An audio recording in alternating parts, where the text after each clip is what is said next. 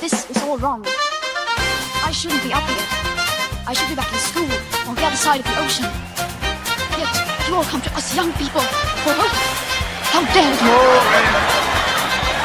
Boring. Boring. Boring. Boring. You got it work. Don't tell us what we're going to feel.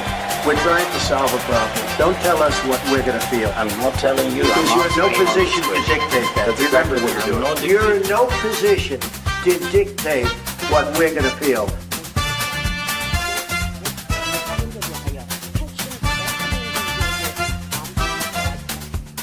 I call again for an immediate ceasefire in Gaza, the return of the sausages, the hostages. Greetings, one and all. Lembit Öpik here on Lembit Öpik Live here on unprecedented TV, where we find the facts, kill the spin, and tell it like it is all around the world. First of all, a big thank you to subscribers. We've got almost 2,000 now. Please be one of them. It'll be a great moment when we get to our 2,000th subscriber. Please be that person. And it's free. And it means that you get all kinds of great announcements, and you can be part of the unprecedented TV world as well. A place where we sincerely hope you find an inspirational and refreshing honesty that you might not get somewhere else.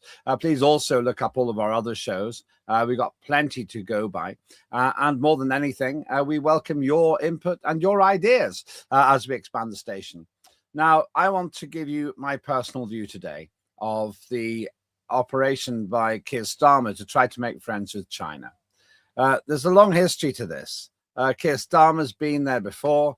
Starmer vows to remain clear-eyed over national security as he flies to China, is a phrase. PM promises stability and clarity in approach on first visit to Beijing by UK leader in 8 years.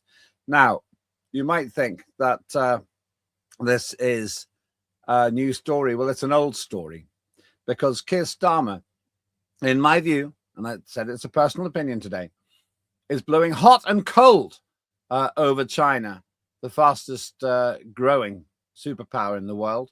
I would say the one with the mightiest army, though others claim it's the United States, and also a country which makes a very large proportion of what we buy. So Keir Starmer has flown over to China in order, if you're watching this live, he'll be there just about now, in order to be friendly with this fellow here. That's Xi Jinping, arguably the most powerful man in the world, either that or the second most powerful, behind Vladimir Putin or Donald Trump, depending how you see the world developing. Those three are certainly the three most important. Compared to that, we've got Keir Starmer, a political minnow swimming in the sea of international politics. And my issue is this, my friends. What is it that Keir Starmer is trying to tell us, and what's he trying to tell the world? Is China our friend, or is China our enemy? It's very hard to understand, because we've had totally conflicting opinions expressed both by Keir Starmer and by his cronies in years gone by and months gone by.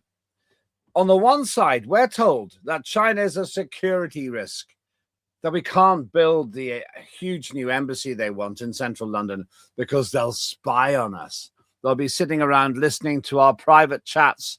Who knows? They might be listening now. I hope they are. That's a huge audience. Welcome, China, if you're watching. I did try to move there in 1997, but that's a whole different story. On the other hand, he flies across with a bunch of business people, a few journalists, to say, oh, hello, China. We want to be friends with you. Well, make up your mind, Starmer. It's really confusing.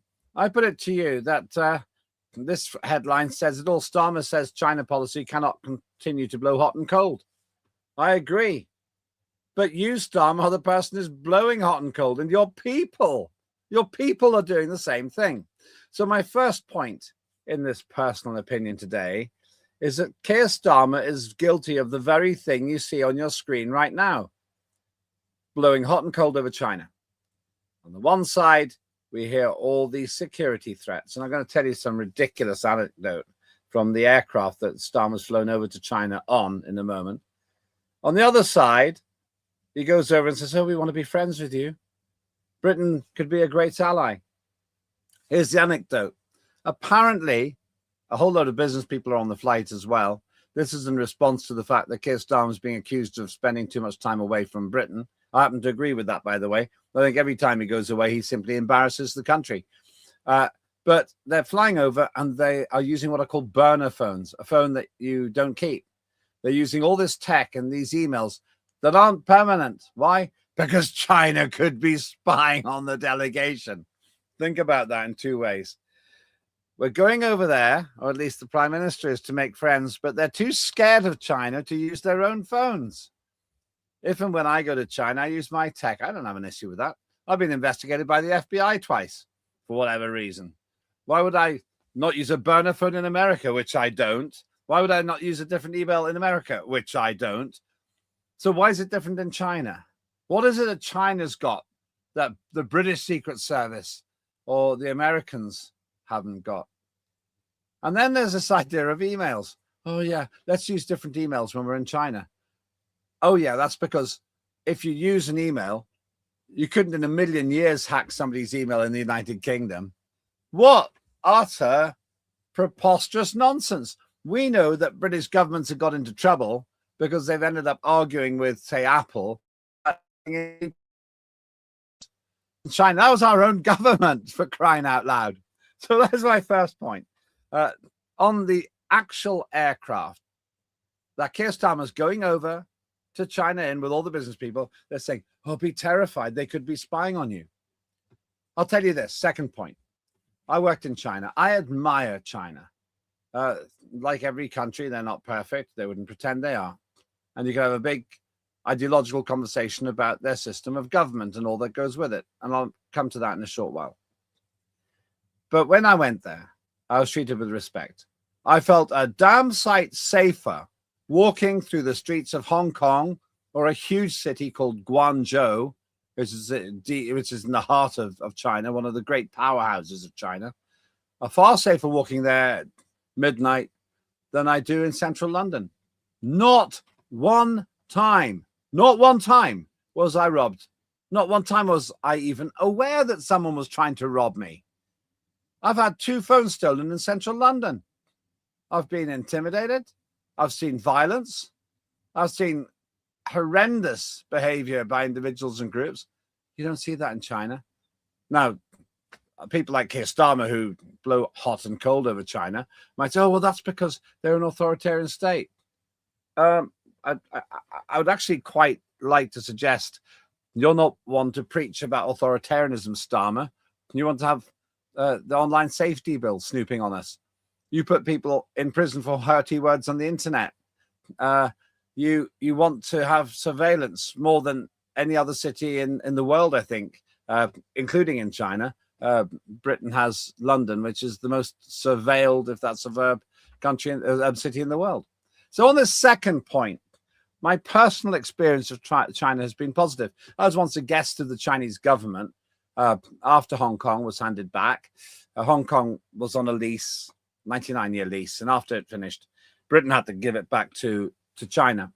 And I have to declare an interest as deputy chair of the All-Party China Group. I didn't get paid by China. I just was interested, and that's how my relationship with China developed, because I was already very fond of China from when I'd been there before.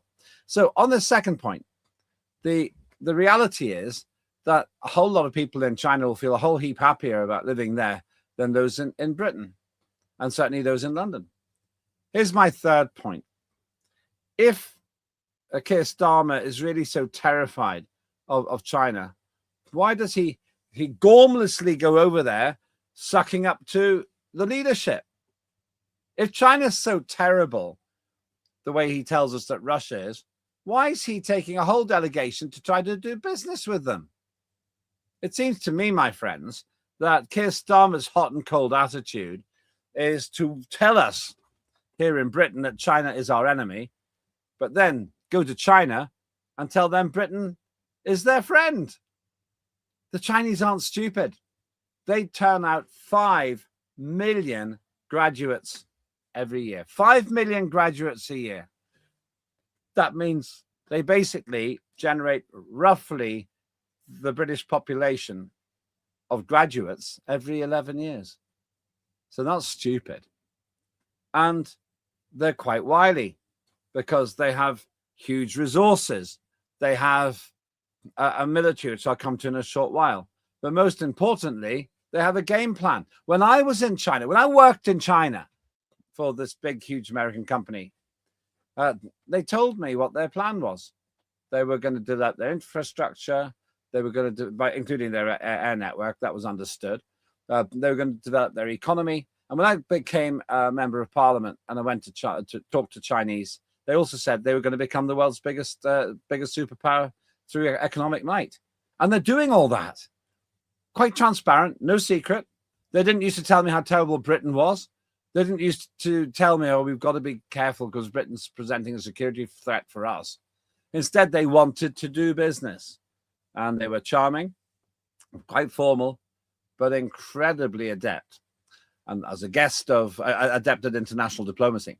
And as a guest of the Chinese government in Hong Kong, they left us to our own devices. They may have been surveilling us. They may have been spying on us. I don't know. I wasn't aware of it.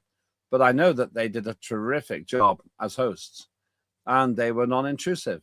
And they didn't give us a hard time when I was there. Now, that's a sample of one. I accept that. It's just me. But on this point, my suggestion is that those who tell you that China is an enemy and then fly over there to try to be friends are guilty of the most terrible doublespeak. And they misrepresent the country that I worked in. After the break, I want to talk about the military side of this. And the reason I want to talk about the military side of this is because if China is really so dangerous, then why is it that that we're perfectly happy to buy highly sophisticated equipment from there? And more to the point, if China wanted to have a war with Britain, how could we win? First of all, let's remember that we have a great series called Tim Scott Uncancelled. We've increased the amount we're broadcasting that from popular demand. Tim Scott is the head of the Freedom Association, total free thinker, and fighting for your liberties in this country. What's this?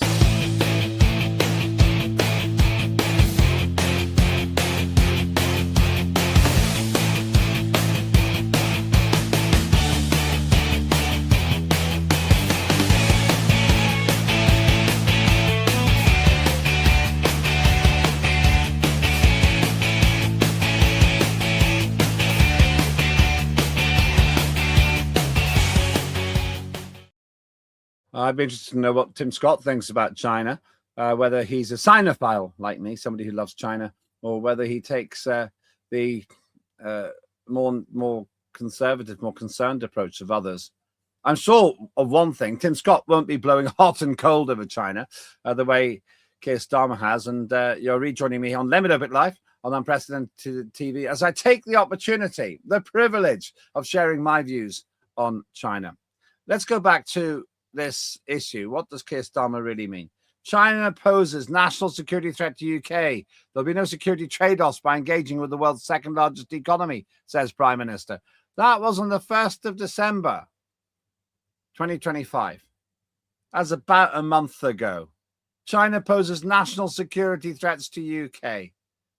Now, I don't understand, ladies and gentlemen, how on the one hand you can say that China is our friend, and on the other hand, you can say something like that. Imagine if you had a neighbor and you said to the whole housing estate, what's that neighbor? He's spying on you. He stands on the top floor of his house with his binoculars. He's put bugging devices in your hedges. He earwigs your private conversations in your garden. And they get to hear about it. And then you go round to the house and say, hey, let's be friends. That's exactly what Keir Starmer's doing.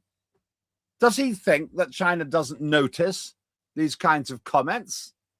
Does he think that on the one hand, he can tell us that China is our enemy, and then on the other hand, he can tell China that he's their friend? I don't think so. What this shows isn't that China is our enemy, and I don't think they are. I think they're pragmatic. I think that they want to rule the world through economic might, not through invading and conquering Britain.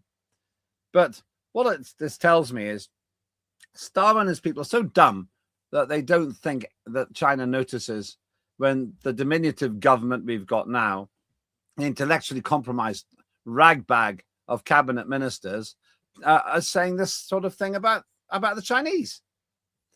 I don't know if you realize this, and I stand to be proved wrong if there's somebody with better information. But I'm told that China, and the Chinese embassy in Britain, in London, has some of the lowest law-breaking records of any embassy in the country. In other words, they obey British law. That's what I think happens. And as a result of that, once again, circumstantial evidence I accept. But if you have good guests, you could assume that they're potentially good people.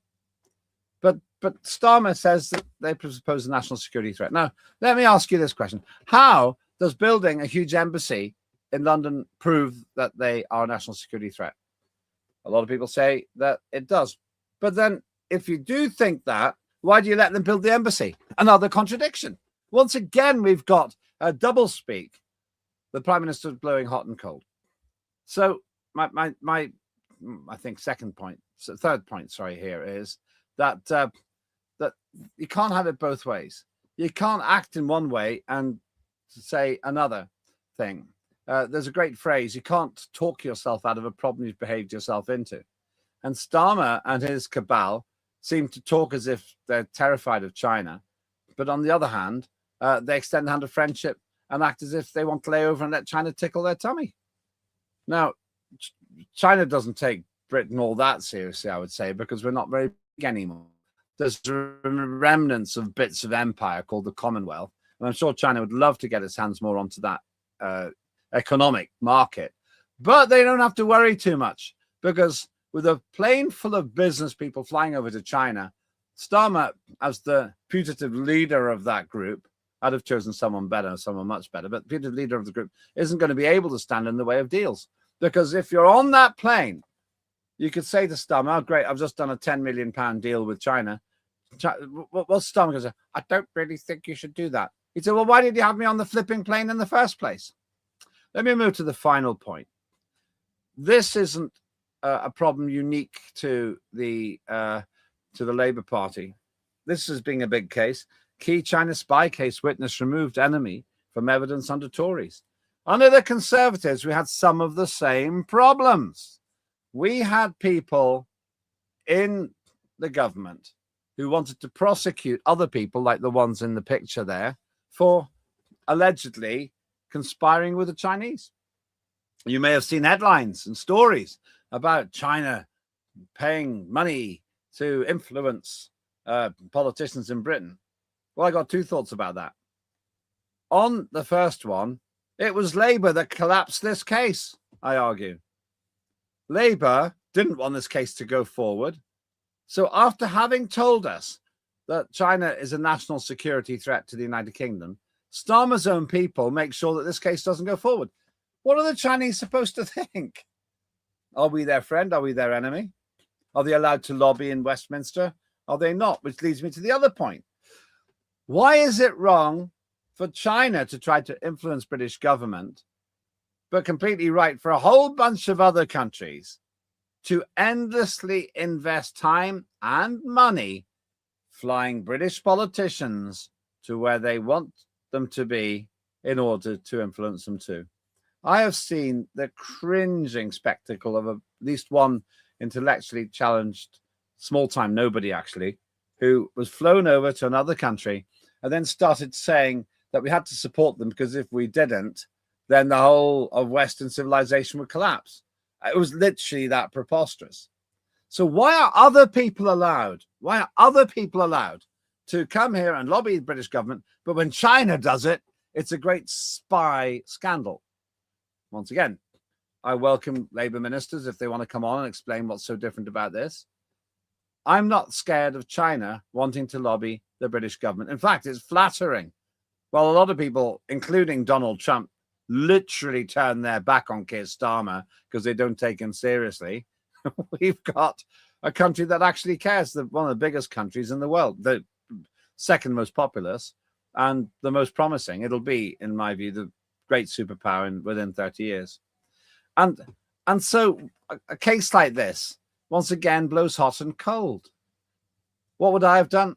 I wouldn't have brought this case in the first place, I don't think, because I don't think of China as an enemy. That's my personal experience. In fact, I have great respect for China. I have little sort of admiration for the economic and social and cultural journey they've taken in the last 50 years. If you look across the last 100 years, most people were illiterate, I think, 100 years ago in China, and most people are pretty well educated now. They have made a monumental leap forward in that time, and their economy is stunningly impressive. Made in China isn't a warning. It's actually a boast, I think, in some ways. So on this point, I argue that the Tories were a little better than the Labour Party at this, but the Labour Party are even worse. So let's bank this issue, and then I'm going to try and bring it all together. In my humble opinion, both the Labour Party and the Conservatives have blown hot and cold over China. They say to Britain that China is our foe. Then they fly across to China and say Britain is their friend. China is quite smart. They are wily. President Xi Jinping, the guy in charge, he knows what's going on. He can triangulate the reality. And so when Starmer vows to remain clear-eyed over national security as he flies to China, and then the subtext here is PM promises stability and clarity in approach on first visit to Beijing by UK leader in 8 years. Right, basically, the bit in red there, I think it's in red, I'm colorblind. Very low bar. Analysts say Starmer faces slim pickings in China. Might sum up what you'd expect. China owes us nothing. We owe China everything if we want to be in their big club. And here's the problem. The big club's called BRICS. What is BRICS? I'll come to that in a minute. Let me read some of your comments. Neil Curry says, why isn't there Labour Friends of China? I didn't know there wasn't, Neil. But I used to be the deputy chair of the all-party parliamentary group on China. And I had some of the most spectacular meetings. I was invited to some of the most wonderful events, especially the New Year's celebrations, which occurred recently, actually. And I had some concerns about Taiwan, and I was honored to have lunch with the Chinese ambassador to Britain, and explained it in very clear terms, the territorial concerns and ambitions there, very persuasively, in my opinion, actually. So for me, the all-party parliamentary group on China, what was literally what it says, a group for anybody, any parliamentarian from the Commons of the House or the House of Lords, Neil, who was interested in having interaction with China in a grown-up way. And I really loved it. And I found the Chinese embassy fascinating. And they didn't try to bung me in the cellar. I'll come to that in a minute as well. Neil asks, perhaps in part due to the heroin foisted upon them at gunpoint for so long. Neil's talking about the opium wars.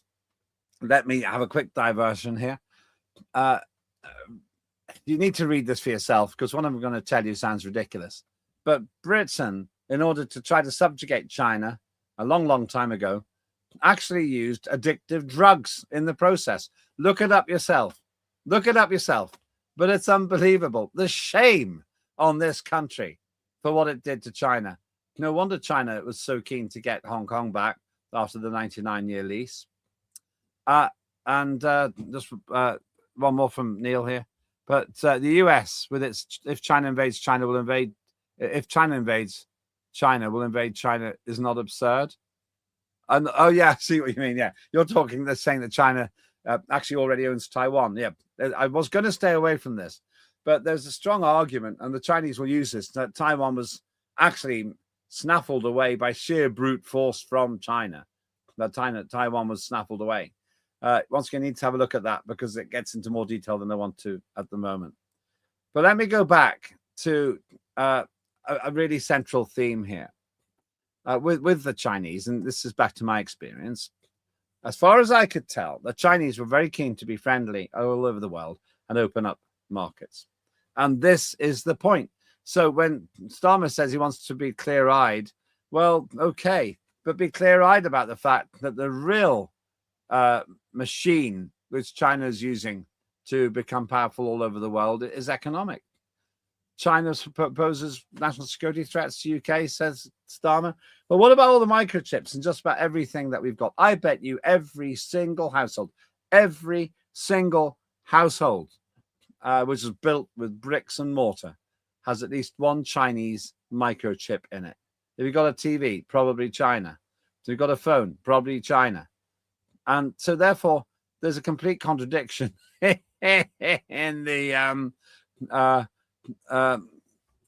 the circumstance where if we were to suddenly wave a magic wand and remove all Chinese goods from Britain, Britain would stall. It just wouldn't be able to operate.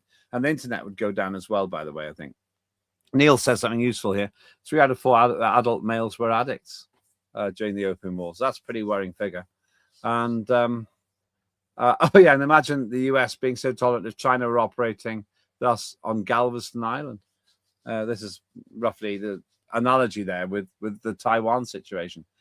Neil, you are a very well-informed person when it comes to China. I salute you.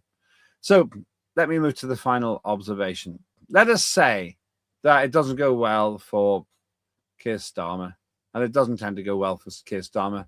I predicted when he went to see Donald Trump in, where was it now, Egypt, that he would be...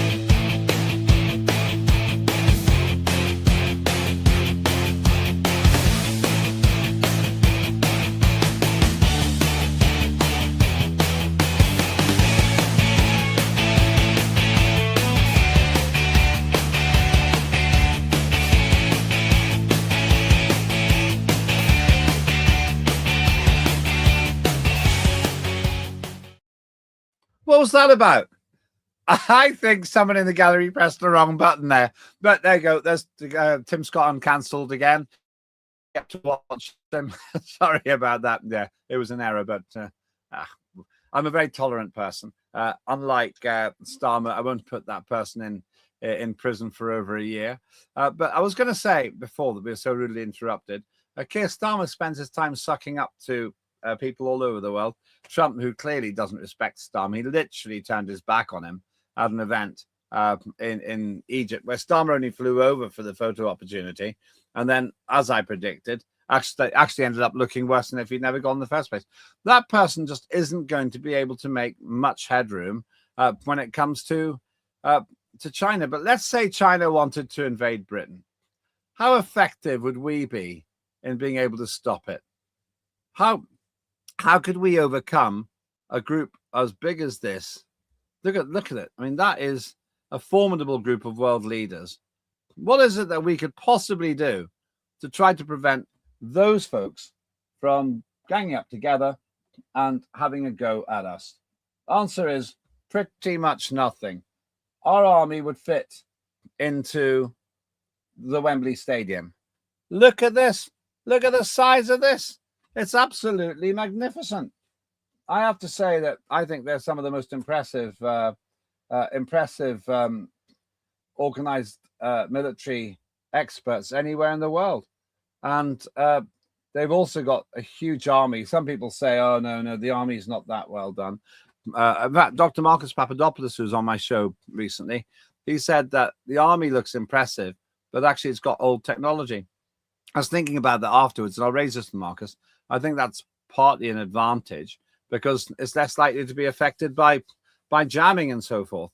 But this magnificent spectacle here with President Xi Jinping, who I think is one of the most three powerful leaders, together with Vladimir Putin and Donald Trump, he's not going to be scared of titchy, politically tiny Keir Starmer going over there. So if they wanted to attack Britain for some ludicrous reason, there's nothing we could do about it. We can't even defend the channel. But look at the spectacle. Look at the grandeur. Look how impressive what they're doing here actually is. The Chinese are only not invading and conquering Taiwan because they don't want to. They probably think there are better ways of doing it. Incidentally, Taiwan and China, don't be fooled, there isn't an iron curtain between them. When you fly to Taiwan, often you do it from China. That's how I've been to Taiwan and back. And Xi Jinping doesn't want to have a war. I just don't believe it. I think that he's very keen on not blowing up his main markets. Which brings me to my final point today. And it's this. I think there's a real danger that Keir Starmer is going to further embarrass us when he goes to China. Here's a previous occasion when he's walking in the shadow of Xi Jinping, as well he might. Xi Jinping is a true world leader and connected to the other world leaders. It was no accident at the beginning of that video clip, you could see President Xi Jinping surrounded by some of the most powerful men and women in the world. But Keir Starmer walks in his shadow. And I think the danger of what we're seeing here is this. Keir Starmer going to China, as ever, with a total lack of self-awareness and risking embarrassing Britain yet again with his mealy-mouthed nonsense, which simply proves to the Chinese that we are a good market, but little else. If there's any hope for this visit, it is this, that the Chinese see us as an attractive market and they're impressed by the business people on that flight. The last thing we need is Keir Starmer to be representing the once great Britain in a circumstance where China, with 1.4 billion people, isn't too scared of Britain with 1/20th of the human resources. Where China, which knows how to guard its borders, isn't concerned about Britain, which has a border free for all. And most importantly, where China, with a leader, whether you like him or not, who commands respect and walks tall as a giant on the international stage, isn't scared of Keir Starmer, who, when he went to Egypt, had the embarrassing spectacle of Keir Starmer standing behind Trump saying, "Where's the United Kingdom?" Then Starmer came forward, I'm sure, expecting to be able to say a few words. Look at how he glances at the microphone. That's what it means. Instead gets handshake and Trump turns his back on Starmer. I don't think he's scared of Starmer. My advice to the delegation, if you're watching, is keep Starmer on the plane. Go and do your business. Shake the hands. Sign on the dotted line, because until the deal's the done deal, it's not a deal with the Chinese. And then come home. My advice to Starmer is stop running away from the problems you've caused in Britain. No one, well, maybe a few people respect what you're doing internationally, but I'm not one of those people because you're such a danger. You're such a danger because you put your foot in it all the time. Come back, face the music, deal with the problems you've created here, and leave international politics for those who understand it. Now, you may have a different view. Do feel free to engage with me on the text and on the tweet. Please do follow and subscribe on Unprecedented TV on the YouTube. But more than anything, make your own judgment. I can summarize mine in the following way. I don't consider China to be a security threat to the United Kingdom. I haven't been paid to say that. It's just my experience across 30 years. And I don't think that we should be making China feel that we're paranoid. We should be extending the hand of friendship to China and saying, can you do your job? We'll do ours. Let's find out where that overlaps and let's do business. The best guarantee of a peaceful world is a trading world. China is open for business. If only I could say the same about a government which has time and again proved itself incapable of even running its own. I'm Lembit Öpik. That was Lembit Öpik Live here on Unprecedented TV. Have a good day.